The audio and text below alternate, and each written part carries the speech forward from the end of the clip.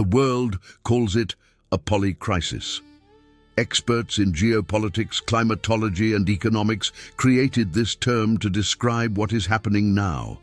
Multiple simultaneous catastrophes without recorded historical precedent.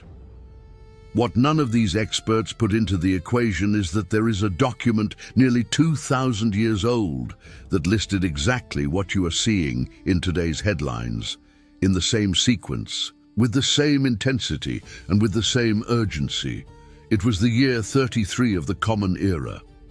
A group of 12 men was sitting on the Monte das Oliveiras, east of Jerusalem, looking at the Templo de Herodes, which dominated the city's skyline. They had just left that place. On the way, one of them made an observation about the grandeur of the stones that composed that structure. Each block weighing between 2 and 80 tons, carefully sculpted and positioned in a complex that took 46 years to be built and was considered one of the most impressive constructions of the ancient world. The response they received shattered any feeling of permanence. Not one stone here will be left upon another that will not be thrown down. The group stopped. The sentence carried a weight in a way that words rarely do. And after a silence that the text does not describe, but that any reader can feel, came the question that would change the course of the entire conversation. When will these things happen, and what will be the sign of your coming and of the end of the age? Jesus did not respond with a date, he responded with a list. 5 categories of events that would function as markers of a specific era. Not of a single day or a single week, but of a recognizable, verifiable period for anyone who had the necessary data to compare. This discourse is recorded in the Gospel of Matthew, chapter 24. And in 2026, for the first time in history, with sufficient documentation for systematic verification, all 5 markers are active and measurable at the same time, with a simultaneity and an intensity that no previous historical period has presented. You will not hear this on the 10 o'clock news. It does not enter the analysis models of the think tanks in Brussels or Washington, but you will find it here with data, with dates, and with sources that anyone can verify independently. Follow the reasoning. The first sign that Jesus listed on the Monte das Oliveiras was not the most spectacular. It was the most persistent and therefore the easiest to ignore when you are inside of it. It is recorded in Matthew chapter 24, verses 6 and 7. You will hear of wars and rumors of wars. See that you are not alarmed, for this must take place, but the end is not yet. For nation will rise against nation and kingdom against kingdom. Observe what the text does not say. It does not say there will be a great world war with a precise date and location. It does not point to a specific conflict that any geopolitician could name. It says you will hear of wars, in the plural, and that nations will rise against nations, also in the plural. The structure of the prophecy does not point to an isolated and spectacular event. It points to a state, a persistent, cumulative, global state, where conflict ceases to be a historical exception and becomes the permanent background noise of civilization. Measure the weight of this with the numbers documented in 2026. The International Institute for Strategic Studies, the IISS, based in London, with nearly 70 years of systematic and continuous monitoring of global conflicts, published in its annual report of 2025, a data point that went almost unnoticed in the main headlines.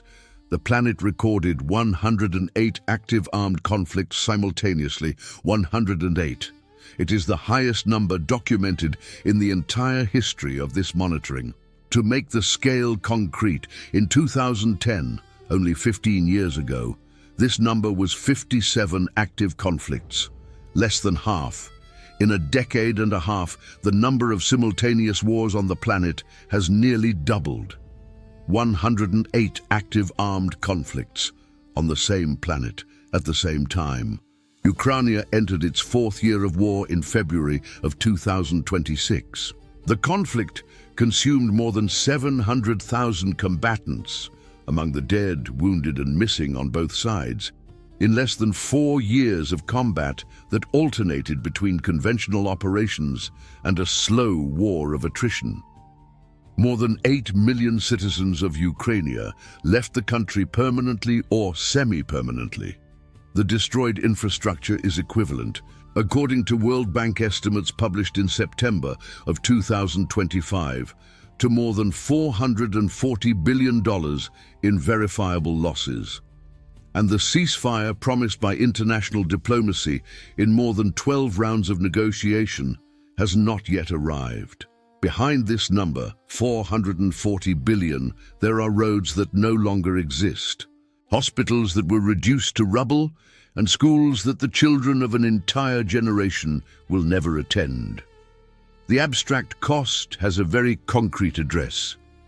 In the Middle East, Gaza went through its 18th month of military operation in 2026, with more than 45,000 documented civilian deaths, according to updated data from the United Nations Relief and Works Agency for Palestine refugees. Lebanon is still processing the consequences of the conflict that involved it directly in 2024.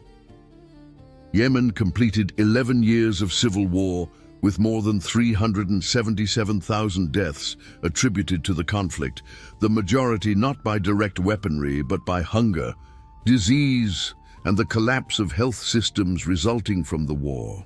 Sudan is going through what the UN High Commissioner for Refugees classified as the largest human displacement crisis in the world in 2024. More than 11 million people forced to leave their homes in less than 2 years of internal conflict. Nation against nation, kingdom against kingdom. The text is 2,000 years old. The data is less than 90 days old. There is a layer of the first sign that rarely enters the analysis because it is more unsettling than the list of declared conflicts. The text does not speak only of wars. It speaks of rumors of wars, the state of constant tension, of permanent threat, of a crisis that does not explode but also does not resolve, and that drains resources, distorts political decisions, and habituates entire populations to existing under the shadow of a possible conflict at any moment. In 2026, this state has precise addresses. Taiwan, where the frequency of Chinese military incursions into the Air Defense Identification Zone exceeded 3,000 events in 2024, an average of more than 8 per day. The Estreito de Hormuz, where 30% of the world's traded oil passes through waters where 5 nations maintain a simultaneous military presence. The Peninsula Koreana, where the North conducted more than 40 ballistic missile tests between 2022 and 2024, including projectiles with a documented range capable of hitting the American continent.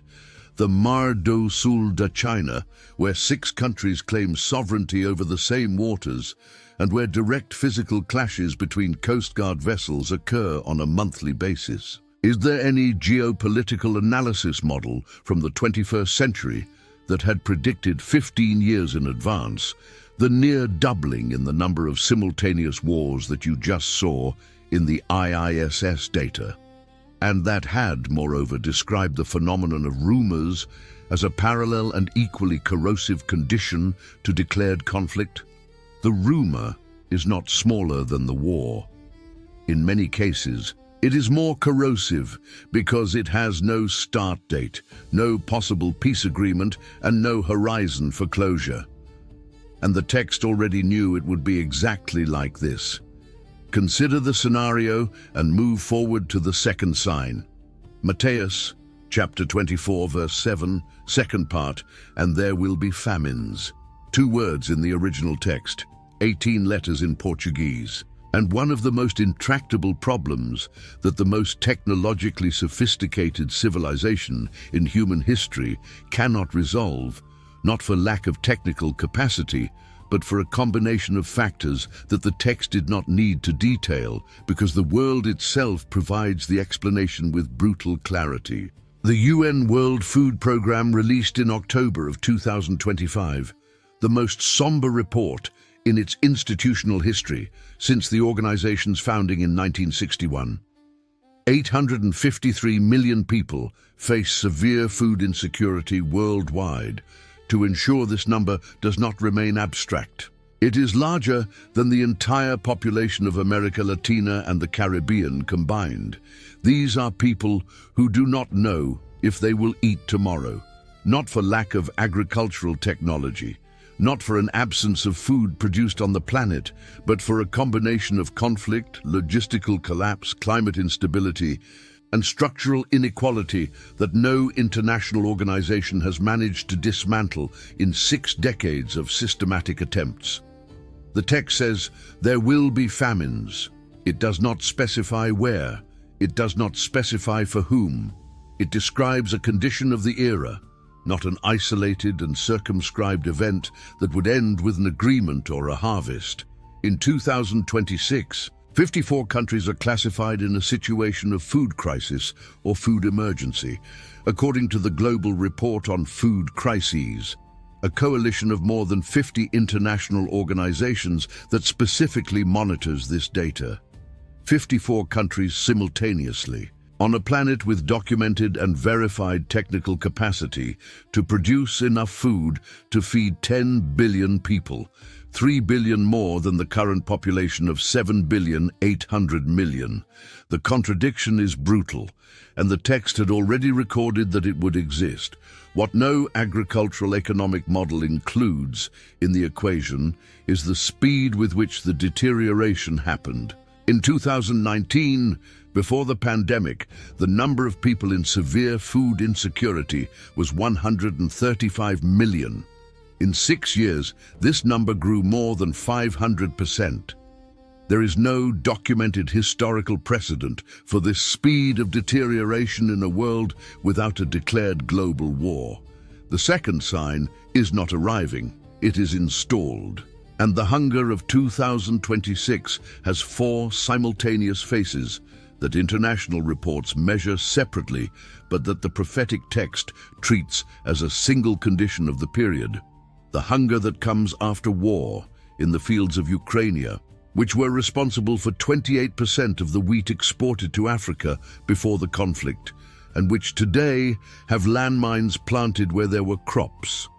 The hunger that comes from climate instability in the countries of the African Sahel, where the rainfall pattern changed at a pace that the agriculture built over generations has no structure to follow. The hunger that comes from the collapse of governance in Venezuela, in Haiti, in Syria, where the state ceased to operate as a protective structure and began to exist as an element of pressure on its own population.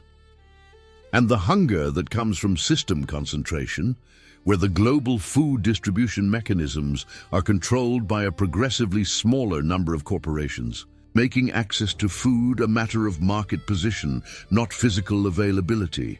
4 dimensions of hunger in 2026. At the same time, the text has 2 words for this. The third sign is the one that appears most in the news without anyone noticing the pattern underlying the data. Still in Matthew chapter 24, verse 7. And there will be earthquakes in various places. The geographical marker in various places is a specificity that the data from the United States Geological Survey, the largest seismic database on the planet, is making impossible to ignore without an explanation that the standard secular model has not yet satisfactorily provided. The USGS recorded a 37% increase in the frequency of earthquakes of magnitude greater than 6.0 in the last 20 years, compared to the previous 20 years, 37%. But the most revealing data point is not the total frequency. It is the geographical distribution of the events. In various places is not a vague expression inserted into the text for lack of precision by the author.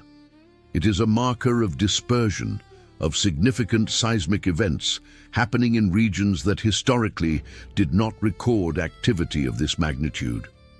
In 2024, the Noto earthquake in Japan, with a magnitude of 7.6 on the Richter scale, killed more than 240 people and destroyed structures with more than 300 years of history in a region that had not recorded an event of this magnitude in more than 150 years. In the same year, the series of earthquakes in Herat, Afghanistan, 4 consecutive tremors in less than 48 hours killed more than 1,400 people in an area without early warning infrastructure or rapid rescue capable of responding to the scale of the event. In 2023, the Kahramanmaraş earthquake on the border between Turkey and Syria, with a magnitude of 7.8, produced 56,000 confirmed deaths, the greatest natural disaster in the region in more than 80 years of modern records, in various places, exactly as the text recorded. The pattern that seismologists observe in the accumulated data of the last 2 decades, and which is rarely connected to the document we are investigating, is precisely what the expression "in various places" describes. Not just an increase in total frequency, but geographical dispersion to regions that historical seismic models classified as stable or of very low risk.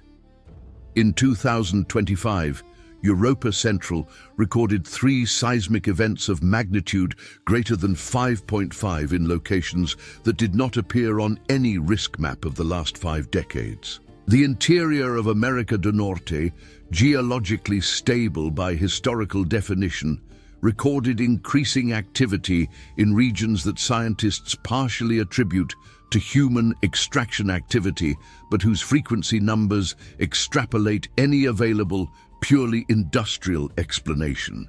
And the third sign carries a human dimension that pure seismic data does not capture. The cost of each earthquake in 2026 is higher than in any previous historical period, not because the earthquakes are more intense in magnitude, but because human concentration in urban areas has created an unprecedented overlap between vulnerable populations and geological risk zones.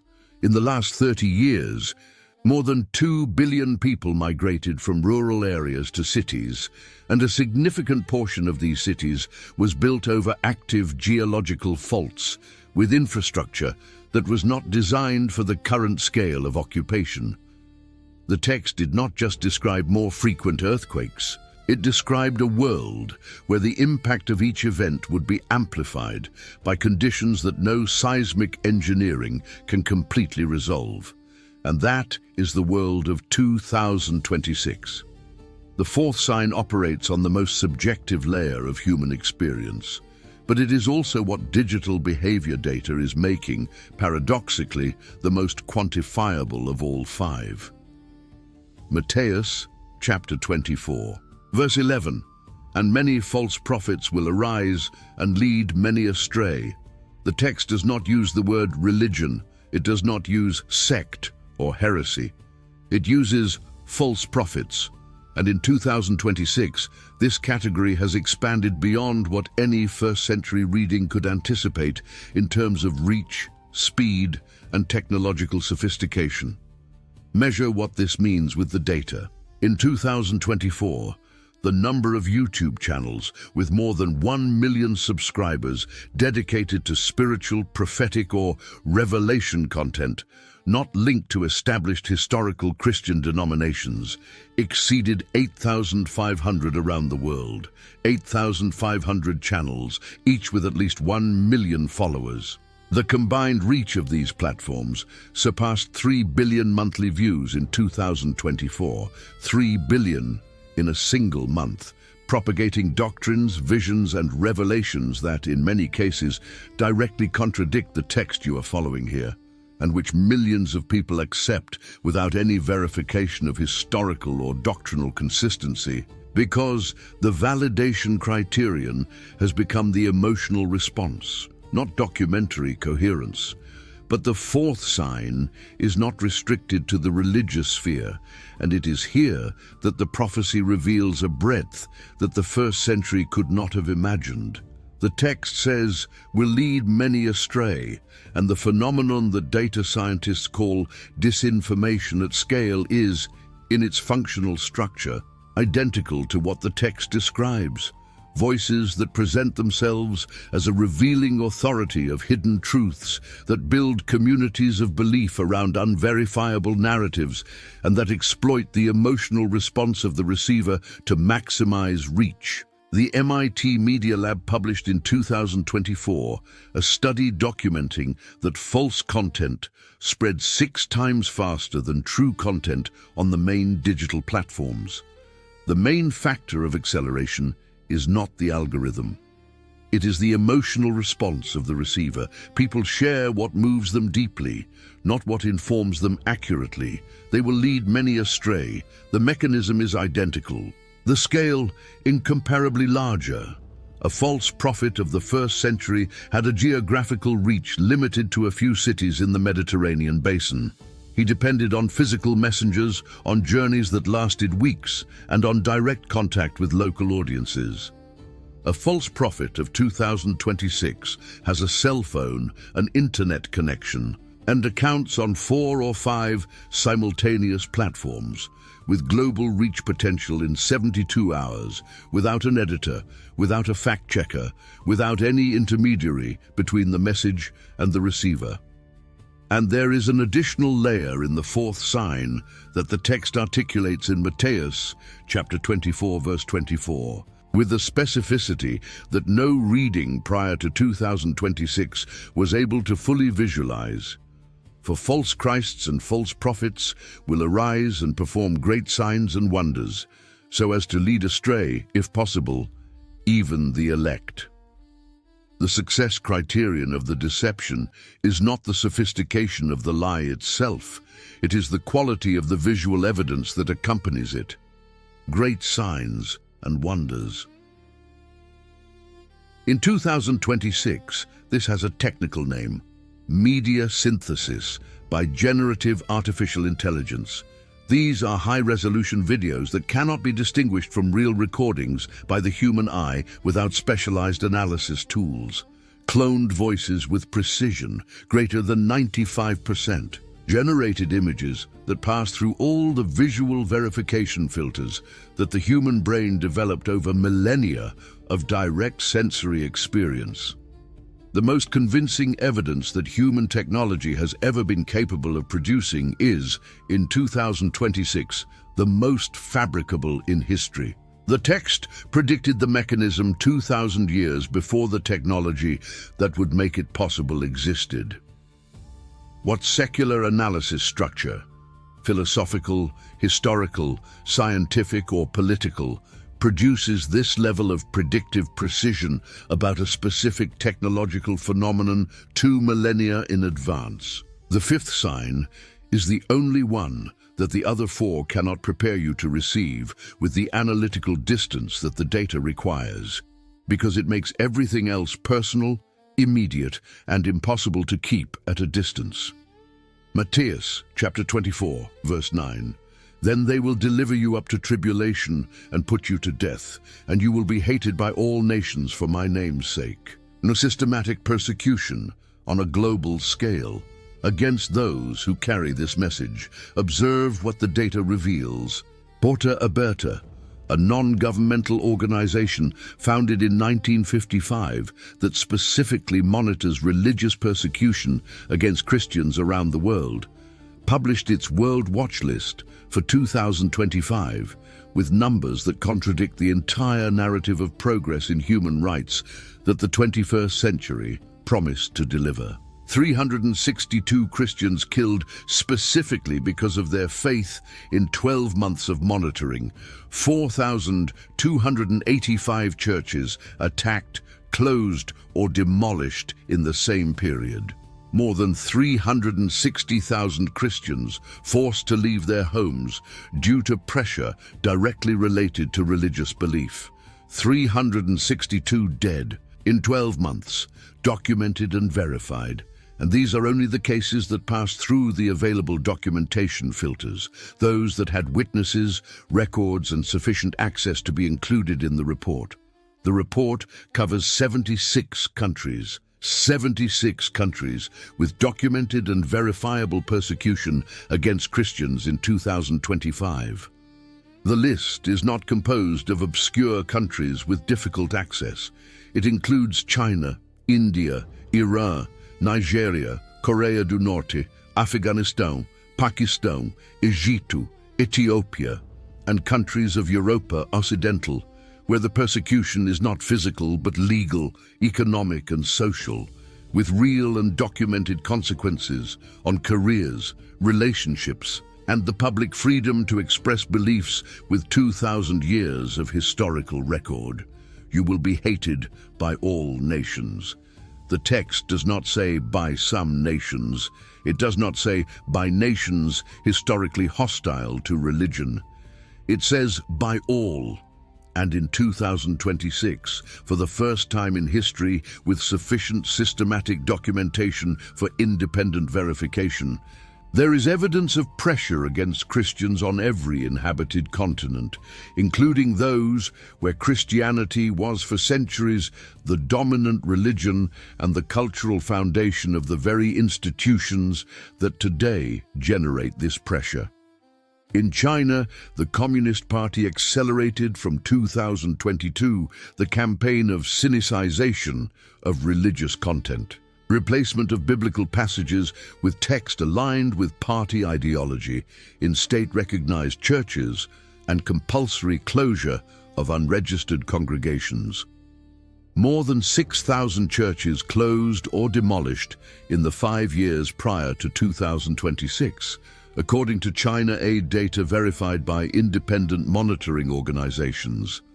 In Nigeria, the conflict between mostly Christian farming communities and armed groups of pastoralist origin produced more than 4,000 identified deaths of Christians in 4 years, in a violence that the federal government classifies as a dispute over natural resources, but that the survivors of the affected communities describe with disturbing consistency as systematic religious persecution with a deliberate geographical pattern. In India, groups associated with the BJP political movement documented between 2022 and 2024 a wave of incidents against Christian minorities that produced more than 700 episodes recorded and investigated by the United Christian Forum, including physical assaults, destruction of places of worship, and documented attempts at forced conversion. 700 incidents in 2 years,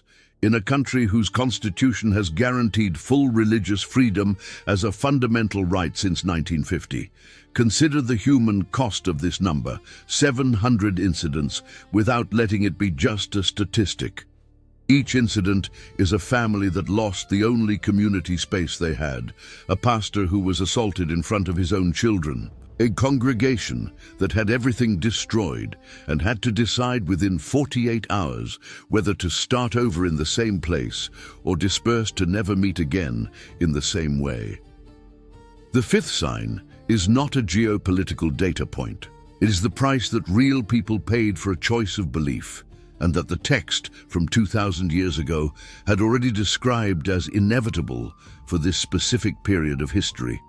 In Europa, the form is different, but the direction is identical. In France, more than 100 churches were vandalized in 2023. In the Reino Unido, Christian professionals lost public positions for declaring doctrinal positions with 2,000 years of institutional record, positions that began to be classified as incompatible with equality legislation in certain jurisdictional contexts. In Suecia, an evangelical pastor was criminally convicted for preaching a sermon based on a biblical text, a case that reached the Supreme Court and was reversed, but which recorded in European jurisprudence the pattern of how legal pressure operates on specific religious content.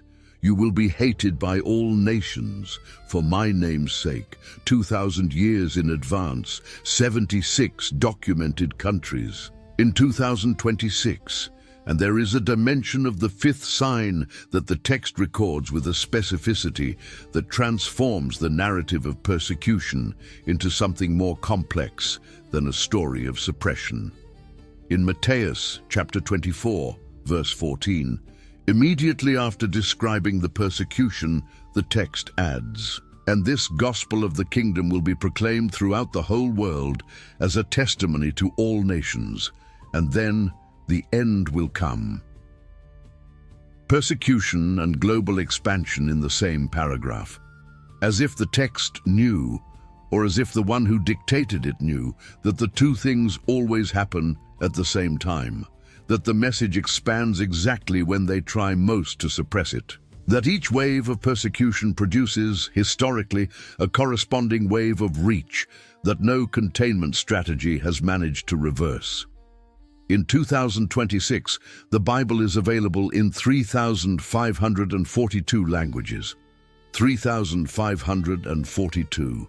This represents access for 97% of the world population in their own language. 50 years ago, this number was less than 1,300 languages, a growth of more than 170%, exactly in the same period in which documented persecution doubled in frequency and tripled in verifiable geographical reach. The fifth sign carries within it the most disconcerting tension of the entire narrative. The more it is suppressed, the more the message expands. The more it is persecuted, the more it grows. And the text had already warned that it would be exactly like this. Put into the right perspective what happens when you align the five signs in parallel and overlap them with any other period of recorded history. Wars and rumors of wars.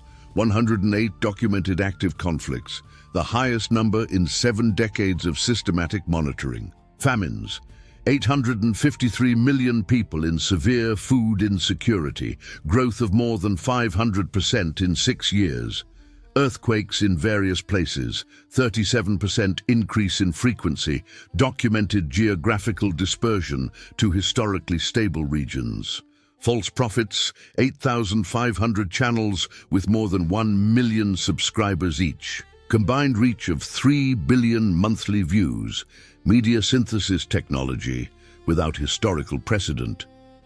Systematic persecution, 362 documented dead, 4,285 destroyed churches, 76 countries with verifiable and independently confirmed pressure.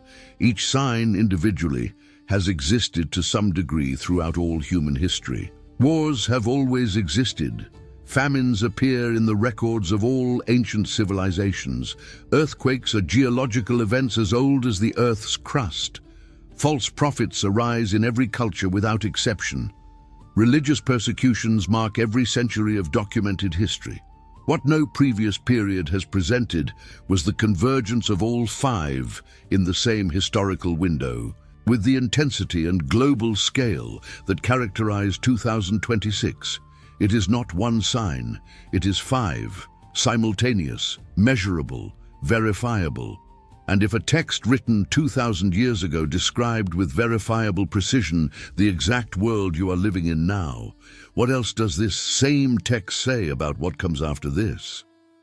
21 centuries of civilization have produced the internet, artificial intelligence, space travel, and enough military capacity to destroy the planet 7 times over.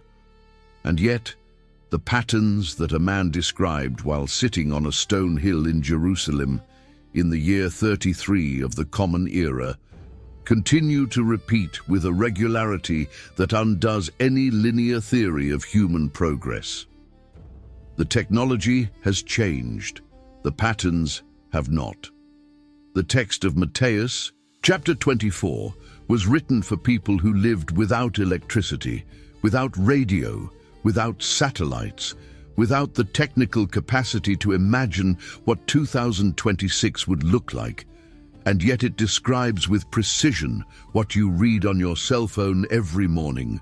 Wars of nations against nations, famines on a scale that surpasses any armed conflict in absolute human impact, earthquakes in places where no historical risk map pointed, false prophets with a reach of billions, systematic persecution on every inhabited continent. It is not a coincidence. Coincidence does not last 2,000 years. History has not advanced. It has repeated, and the text had already warned that this is exactly what would happen.